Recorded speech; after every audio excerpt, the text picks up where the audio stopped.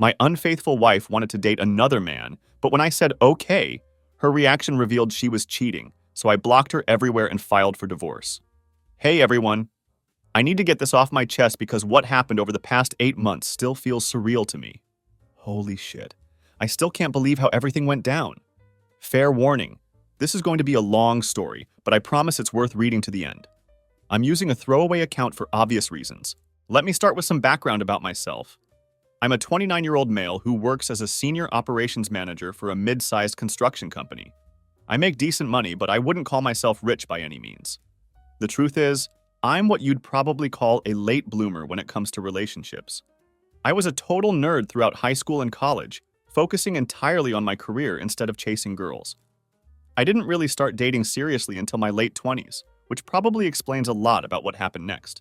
I'm not ugly, but I'm definitely not what you'd call naturally charismatic with women either. I'm 5'10" inches and had a pretty average build back then.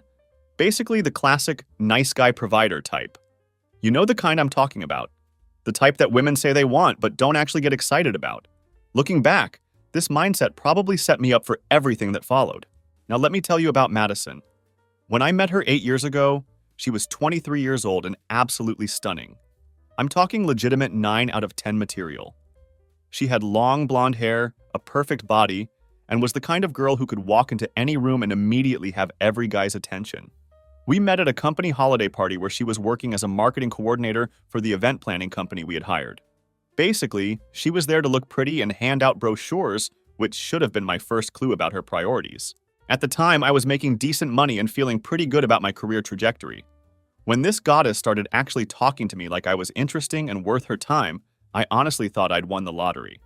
This should have been red flag number 1, but hey, I was thinking with my dick instead of my brain, like an idiot. We dated for 2 years, and it honestly felt like a fairy tale. She was sweet, supportive, and amazing in bed. Everything I thought I wanted in a woman.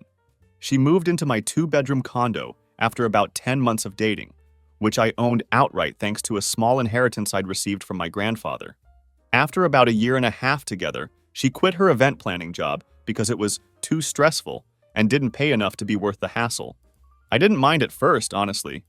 I was pulling in good money at that point, and she kept the place spotless while cooking dinner most nights. I genuinely thought this was what a successful relationship looked like. Me providing financially while she took care of the domestic side of things. It seemed like the perfect arrangement at the time. Madison's days consisted of shopping trips, getting her nails done, and meeting up with her equally attractive friends for expensive lunches. All funded by my credit cards, of course. Looking back now, it was classic gold digger behavior, but I was too pussy-whipped to see it at the time. There were signs everywhere that I completely ignored because I was so grateful to have landed someone who looked like her. She never paid for anything herself, not even small stuff like coffee or gas money. Her friend group was telling too. They were all either married to rich older guys or dating men who clearly made way more money than they deserved, based on their looks and personality. Madison would constantly compare our lifestyle to theirs, dropping comments about how Brittany's husband had bought her a new BMW for her birthday, or how Jennifer's boyfriend had taken her to Paris for Valentine's Day. I should have seen the pattern, but I was blind to it.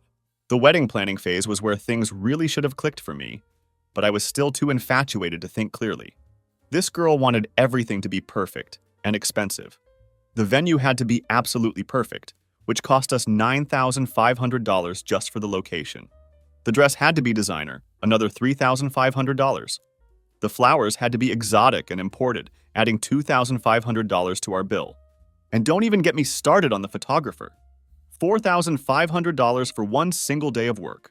The total cost came to $52,000 for one day, and I paid for literally everything, including her bachelorette party weekend in Vegas that ran us $4,800. Every time I questioned any expense, she'd give me the same response.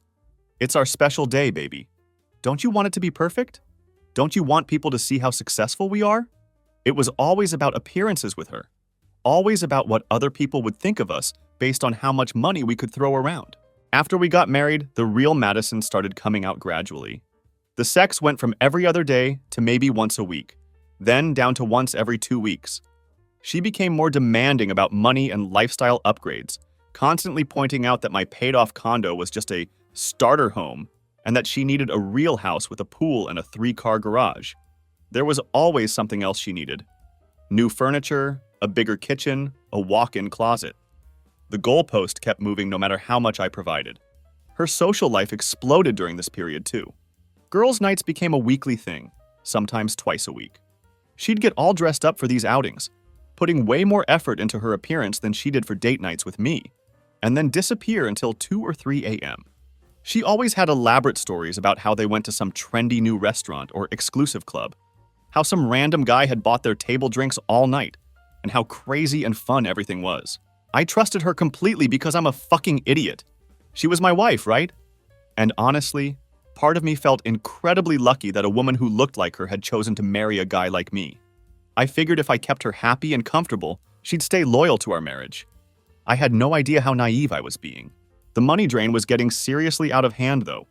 Between her personal shopping sprees that averaged a minimum of $250 each trip, her car payment of $720 a month for the BMW she insisted she needed, her gym membership at some boutique place that cost $220 a month, spa treatments, dinners out, and all the random shit she claimed she needed, Madison was costing me close to $5,500 a month just in lifestyle expenses.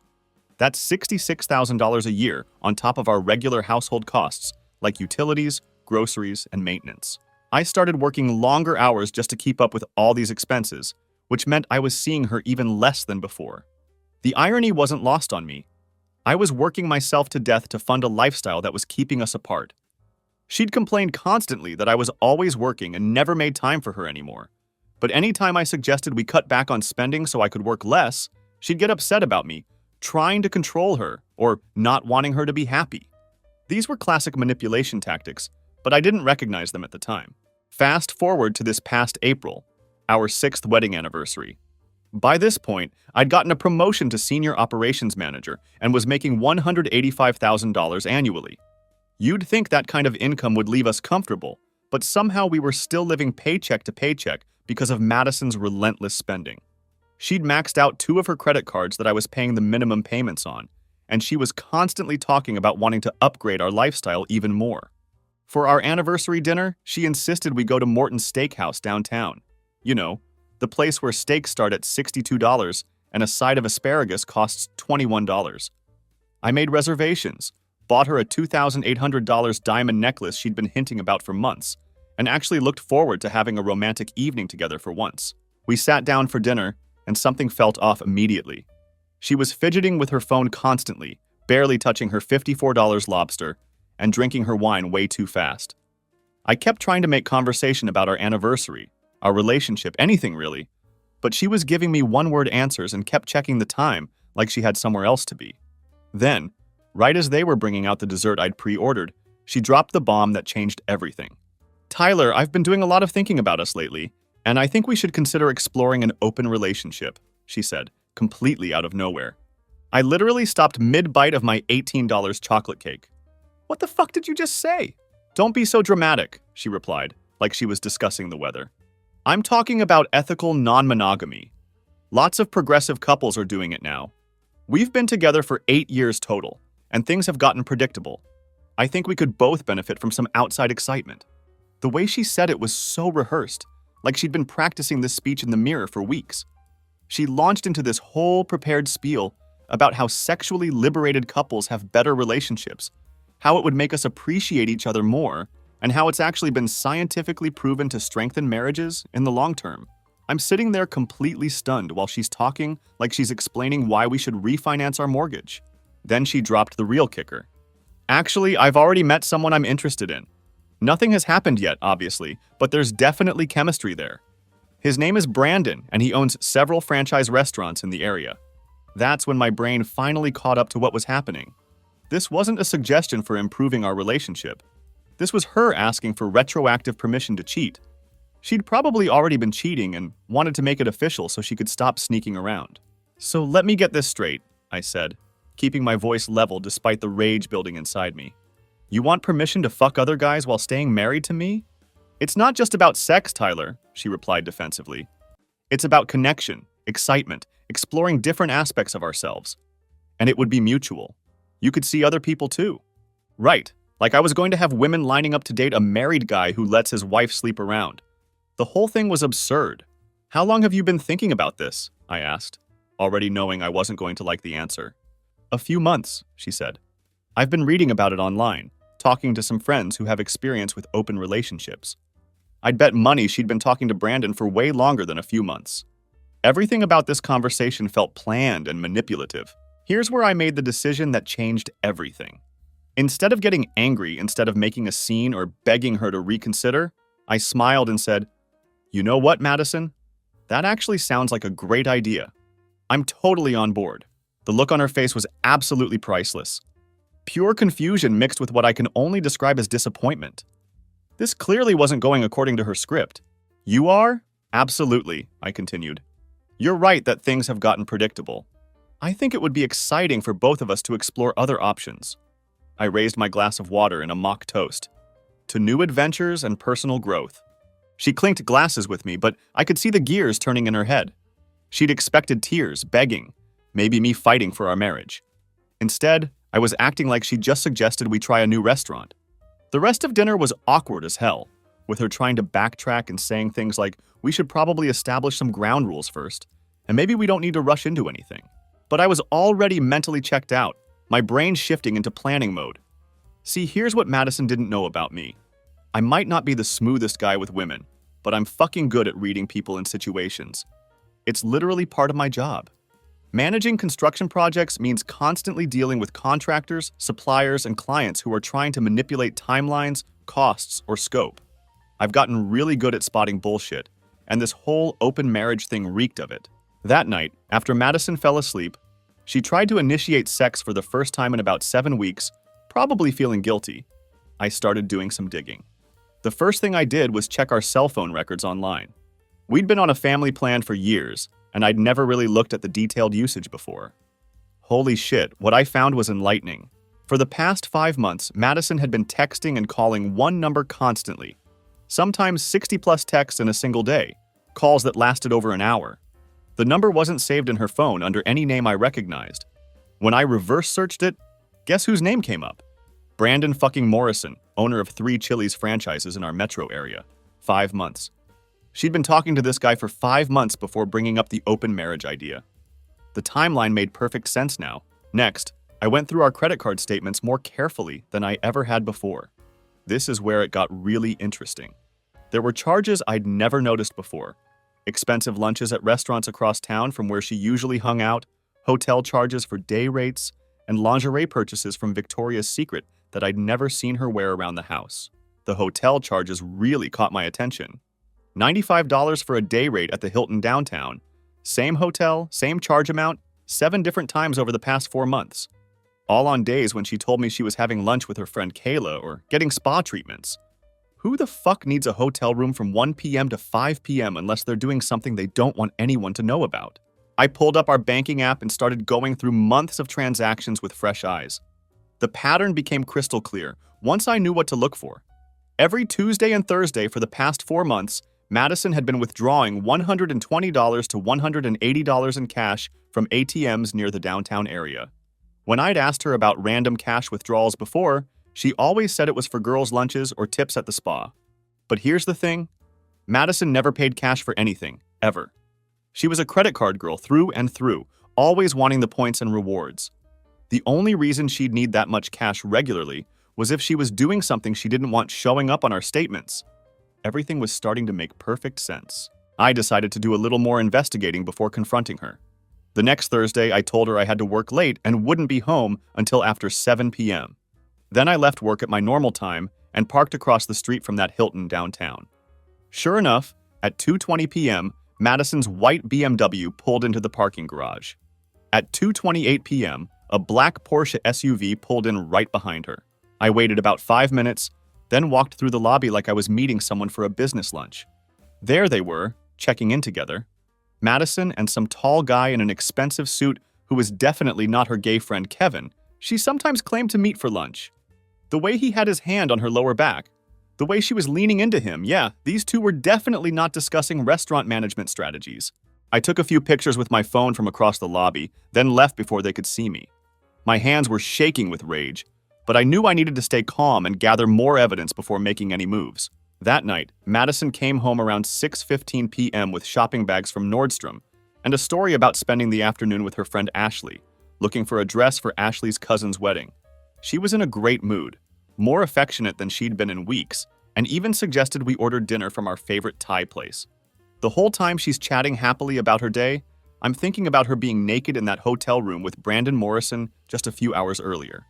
It was absolutely surreal sitting there eating pad thai while making small talk with my cheating wife who had no idea I knew exactly what she'd been doing that afternoon. I didn't confront her. Not yet. I needed more evidence. And I needed a solid plan. Over the next 2 weeks, I hired a private investigator. It cost me $3,500 up front, but I figured it was worth every penny to get professional documentation of what Madison was up to. The PI was this former cop named Martinez, who specialized in cheating spouse cases. Gruff guy, probably in his 50s, who looked like he'd seen every type of marital bullshit imaginable. I showed him what I'd discovered so far, and he just nodded like this was the most boring case he'd ever seen. "How long you want me to follow her?" he asked. "However long it takes to get enough evidence to bury her in divorce court," I replied. "Fair enough. Standard rate is $175 an hour plus expenses. Most cases like this, I get what you need in about 25 to 35 hours of surveillance." While Martinez was building my legal case, I decided to work on myself. Not because I wanted Madison back, that ship had sailed the moment I saw her checking into that hotel, but because I realized I'd let myself go during our marriage. I joined a serious gym, not one of those Planet Fitness places, but a real weightlifting gym where the guys actually knew what they were doing. I started going every morning at 5:45 a.m. before work. The physical exhaustion felt good, like I was literally sweating out years of frustration and complacency. I also signed up for Brazilian Jiu-Jitsu classes 3 nights a week. I figured if I was going to transform myself, I might as well learn how to handle myself physically too. Plus, the mental discipline aspect appealed to me. I needed something to focus on besides the rage I felt every time I looked at my cheating wife. The changes were dramatic and fast. Within 7 weeks, I'd lost 22 pounds and put on noticeable muscle.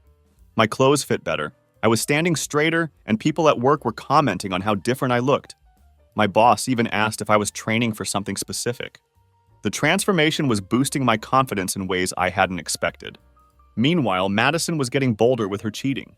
The girls' nights increased to 3 to 4 times per week, and she started staying out until 3 or 4 a.m., sometimes not coming home until the next morning. Her excuses were getting lazier, too. Stories about crashing at Kayla's place because she was too tired to drive home safely. She also ramped up her spending during this period.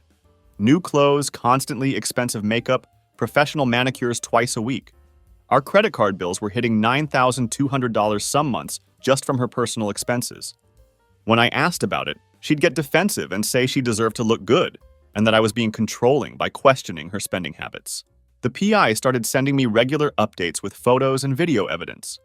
Madison and Brandon were meeting 2 to 3 times per week, always at the same hotel. They'd been seen together at expensive restaurants across town, holding hands and kissing like teenagers. Brandon had even bought her jewelry, a gold bracelet I'd seen her wearing but assumed she'd bought herself with my money. But the most damaging evidence came from Martinez's investigation into Brandon himself. Turns out this asshole was married with 2 kids. His wife had no idea he was cheating, and based on his social media, he was playing the devoted family man role publicly while screwing my wife privately. The hypocrisy was staggering. Martinez also discovered that Brandon wasn't nearly as successful as he'd been telling Madison. The 3 Chili's franchises were all heavily leveraged, and he was behind on payments to corporate. His Porsche was leased, his house had 2 mortgages, and he was basically living paycheck to paycheck while trying to maintain an appearance of wealth. Madison was getting played just as hard as I was, but she was too stupid and dick-drunk to see it. After about 7 weeks of surveillance, Martinez called me with an update that changed everything. "Your wife's boyfriend has been doing this before," he said matter-of-factly. "I found 2 other women he was seeing regularly over the past year. Same pattern. Married women whose husbands make good money. Meets them at hotels. Tells them he's going to leave his wife. One of them actually divorced her husband thinking Brandon was going to marry her. He ghosted her as soon as the divorce was final. Brandon Morrison wasn't just a cheater. He was a predator who specifically targeted married women for affairs, probably getting off on the idea of destroying other men's marriages. That's when I decided Madison wasn't just going to lose me. She was going to lose everything. Right around the 2.5-month mark after Madison's open marriage suggestion, she started getting antsy about me not dating anyone yet. "Have you thought about setting up a dating profile?" she asked one morning over coffee. "I could help you pick out pictures."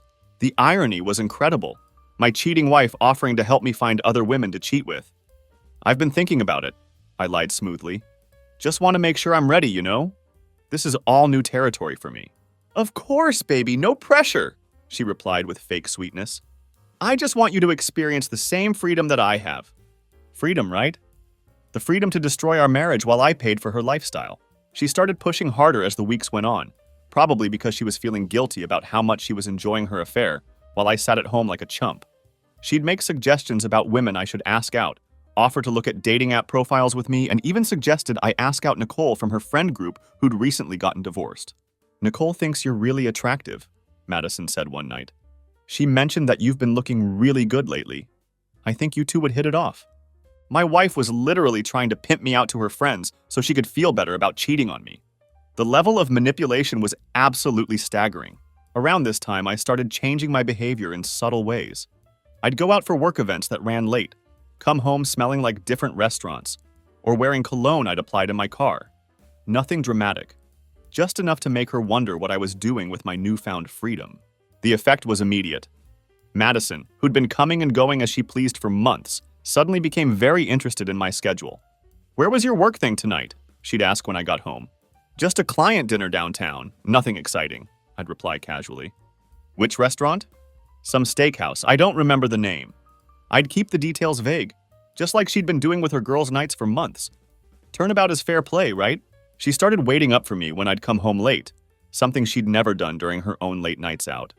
She'd be sitting on the couch pretending to watch TV, but obviously just waiting to interrogate me about my evening. The more mysterious I became about my activities, the more anxious she got. She even started suggesting we spend more time together, plan date nights, and even brought up the idea of taking a vacation together to reconnect. This from the woman who'd been fucking another man in hotel rooms twice a week for months. I played along, acting like the devoted husband who was just exploring his newfound freedom slowly and carefully. Meanwhile, Martinez was gathering more evidence, and I was getting in the best shape of my life while planning the complete destruction of her comfortable little world. The beginning of the end came at Madison's friend Olivia's 32nd birthday party in early July.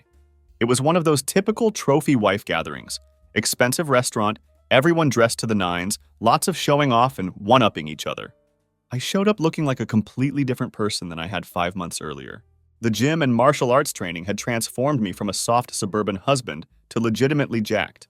I was wearing a new suit that actually fit my new physique, had a fresh haircut, and was carrying myself with confidence I'd never had before.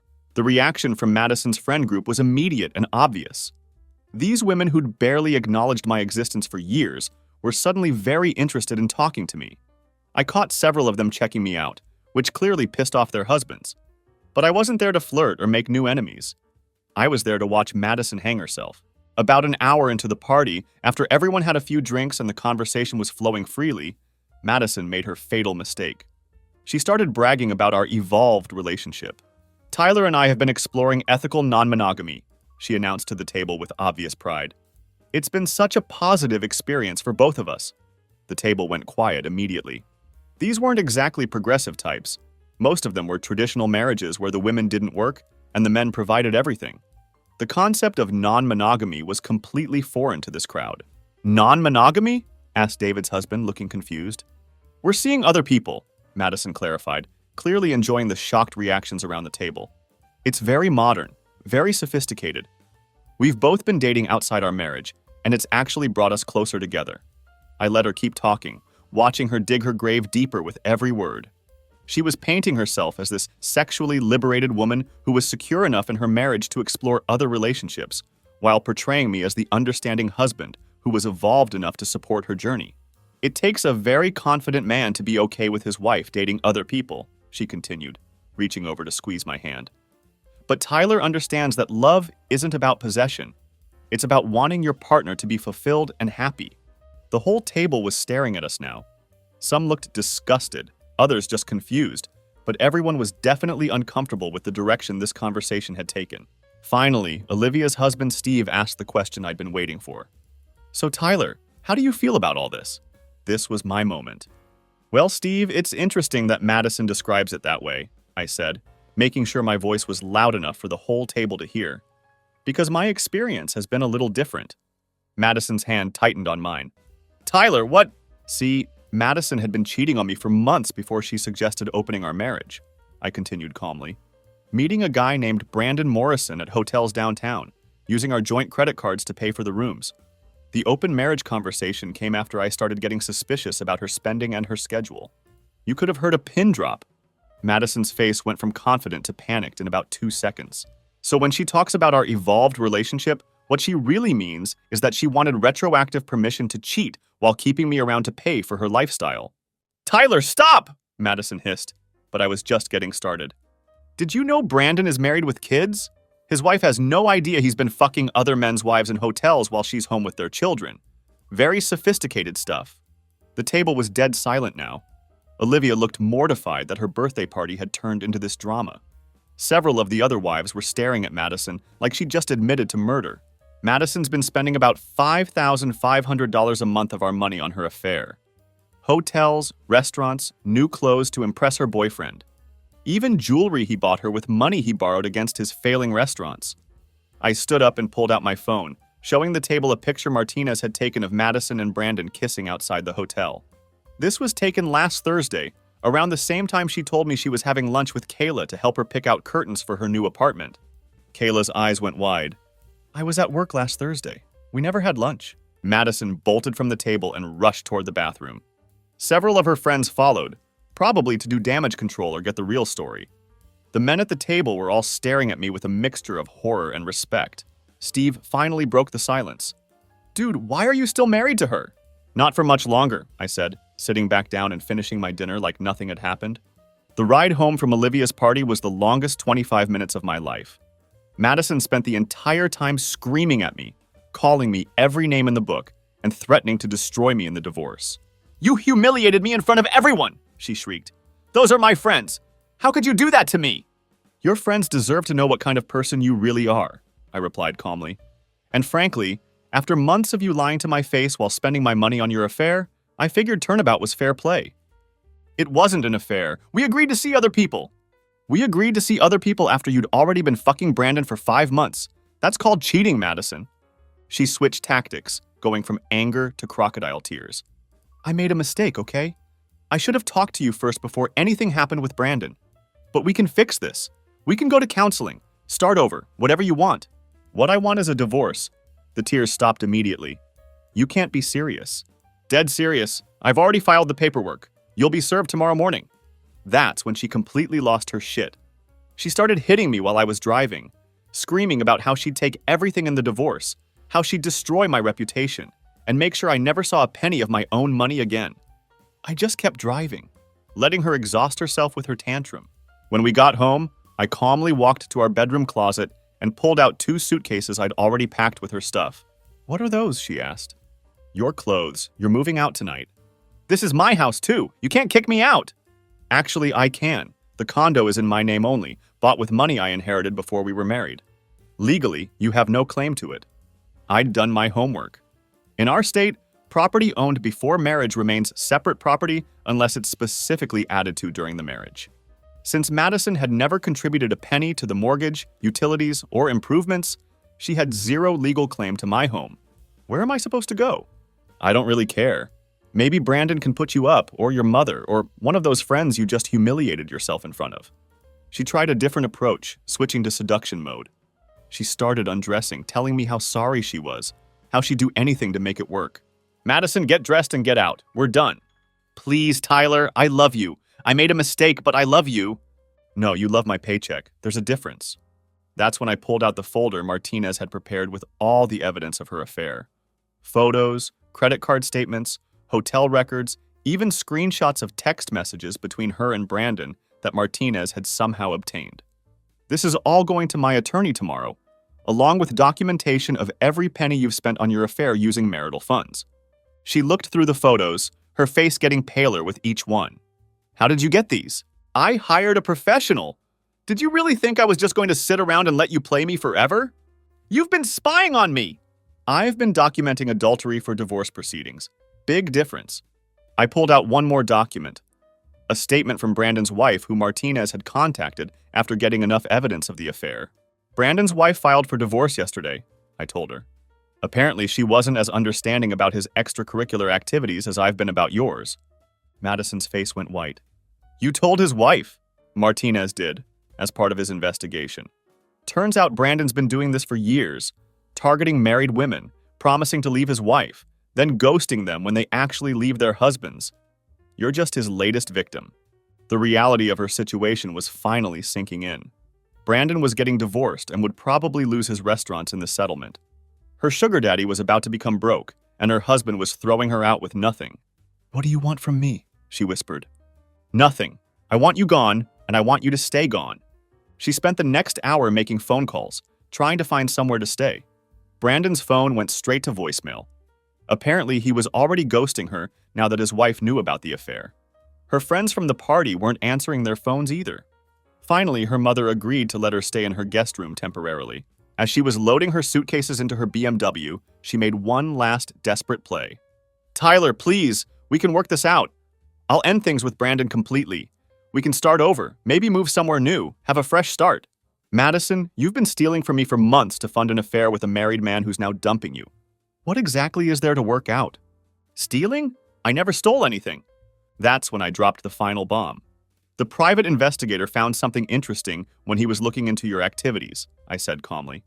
Turns out you've been skimming money from our joint accounts for over a year.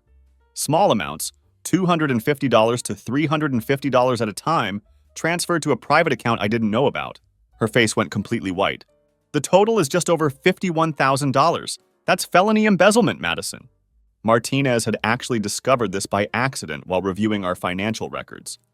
Madison had been slowly siphoning money from our joint checking account into a secret account she'd opened, probably planning her exit strategy or just building a slush fund for her affair. That money was for household expenses, she stammered. Household expenses like hotel rooms with Brandon? Designer lingerie he never got to see? Restaurant bills from places you went with your boyfriend? I pulled out one more document, a complaint I'd already filed with the district attorney's office. You're being charged with felony embezzlement and fraud. The DA's office is very interested in your case, especially since you used the stolen money to fund an extramarital affair. Madison started hyperventilating.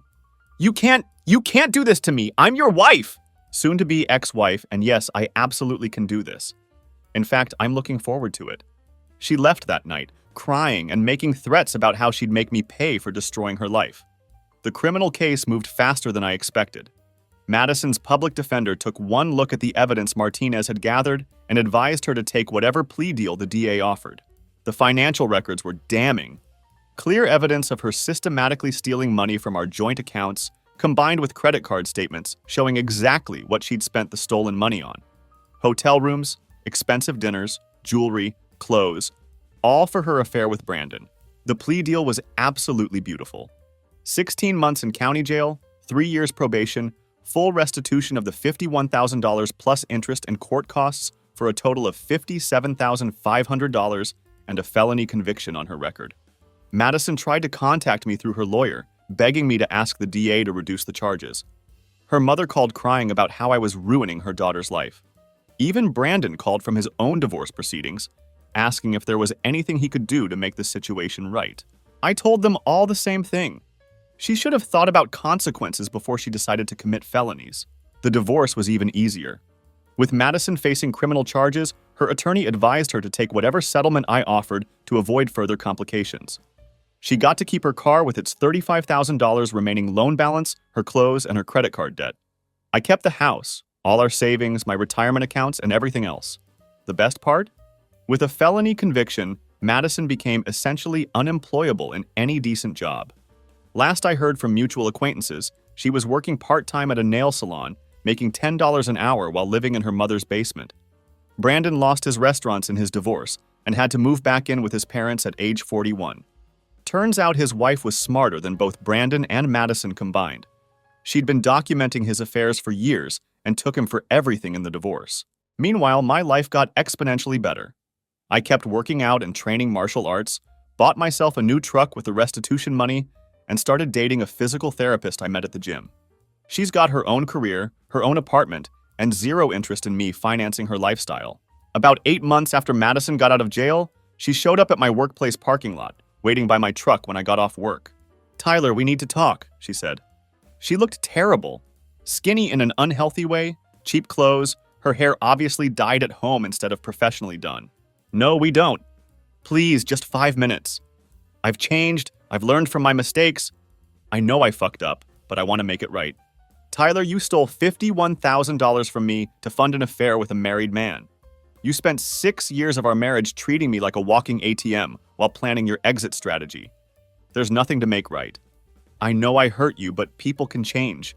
I've been to therapy, I found God, I'm a different person now." I looked at her for a long moment, then pulled out my phone and showed her a picture of me and Alexis, my new girlfriend, on vacation in Costa Rica the month before. "See this? This is what a healthy relationship looks like. Two people who respect each other, contribute equally, and don't lie, cheat, or steal from each other." Her face crumpled. "I could be that for you again. I've learned my lesson. Madison, you're a convicted felon who destroyed our marriage for a guy who dumped you the second his wife found out about your affair. You spent years manipulating me while planning your exit strategy. Why the hell would I ever trust you again? Because I love you. I always loved you." "No, you loved my money. And now that Brandon turned out to be broke and you can't find another man stupid enough to support your lifestyle, suddenly you remember how much you love your ex-husband." She started crying. The real kind this time, not the manipulative crocodile tears she used to pull. "I don't have anywhere else to go, Tyler. My mom kicked me out. I can't afford my own place, and no decent guy wants to date a felon. That sounds like a you problem. Please, I'm not asking to get back together. I just need help getting back on my feet. Maybe you could loan me some money for a security deposit on an apartment or—" "Absolutely fucking not." I got in my truck and started the engine. She grabbed the door handle, still talking through the open window. "I'll do anything, Tyler. I'll sign a prenup, I'll get a job, I'll prove to you that I've changed. Just give me one more chance. Madison, listen very carefully because I'm only going to say this once. You made your choices. You chose to cheat, you chose to steal, you chose to treat our marriage like a business transaction where I was the ATM and you were the beneficiary. Those choices have consequences. Live with them." I drove away while she was still standing there crying in the parking lot. That was 10 months ago. I haven't heard from her since, but according to my Facebook stalking, don't judge me, she's still living in some shitty apartment with 2 roommates and working retail jobs. Her Instagram went from designer clothes and expensive restaurants to, well, she barely posts anymore. The few photos she does share show a completely different person from the woman who used to demand $5,500 a month in lifestyle expenses. Brandon's doing even worse. He lost his house, his cars, his restaurants, everything. Last I heard, he was driving for Uber and living in a studio apartment. His ex-wife cleaned him out completely and has full custody of their kids. Turns out when you systematically target married women for affairs, eventually it catches up with you. Meanwhile, Alexis and I just moved in together. She makes $92,000 as a physical therapist, splits all our expenses 50/50ths, and treats me like an equal partner instead of a walking paycheck. We're talking about getting engaged next year. But this time, I know exactly what red flags to watch for. I'll never again tolerate being someone's meal ticket while they explore better options. The crazy thing is, I actually feel grateful to Madison now. Not for the cheating and stealing, fuck that, but for showing me what I was actually worth and teaching me not to settle for being someone's financial security blanket. She thought she could have her cake and eat it too, keeping me around for financial stability while exploring relationships with other men who seemed more exciting. Instead, she ended up with absolutely nothing while I upgraded to a woman who actually deserves me and contributes equally to our relationship. Madison spent years treating our marriage like a business arrangement where I provided the funding, and she provided. What exactly? A pretty face and occasional sex that became increasingly rare over time? She gambled our entire marriage on the assumption that Brandon would be a better provider than me, or at least that she could keep both of us on the hook indefinitely. When that strategy backfired spectacularly, she suddenly remembered how much she loved me. But by then, I'd already learned my worth and found someone who actually appreciates what I bring to a relationship. Sometimes the trash really does take itself out, you know? Madison thought she was trading up when she started her affair with Brandon, but she was actually throwing away the best thing that ever happened to her. Now she's working for $10 an hour while living with roommates, and I'm planning a future with a woman who sees me as a partner, not a bank account. The moral of the story? Don't ever let someone treat you like an ATM while they shop around for something better. And if your spouse suggests an open marriage after years of suspicious behavior, they've probably already been cheating and just want retroactive permission. Trust your instincts, document everything, and don't be afraid to scorched earth someone who's been systematically betraying and stealing from you. I learned that I deserve a relationship based on mutual respect and equal contribution, not one where I'm expected to fund someone else's lifestyle while they lie to my face. Madison taught me that lesson the hard way, but it was a lesson worth learning. TLDR. Wife suggested open marriage after secretly cheating for months with a married restaurant owner. I hired a PI, discovered she'd also been embezzling money, exposed her publicly, got her arrested, and divorced her while she got nothing. She's now a convicted felon working retail, while I'm with someone who actually respects me.